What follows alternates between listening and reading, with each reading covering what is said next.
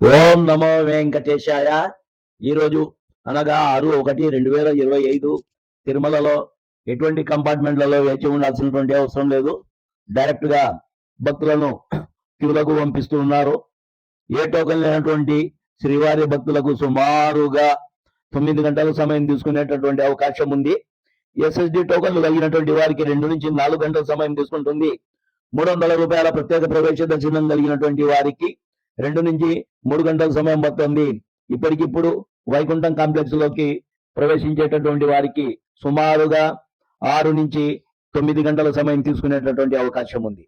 నిన్న హైందవ శంకరావం సభకు పోవడం వల్ల నిన్న ఈరోజు నమో వెంకటేశాయ కార్యక్రమంలో తిరుమల అభ్యర్థి ఇవ్వలేకపోయినాను, క్షమించగలరు.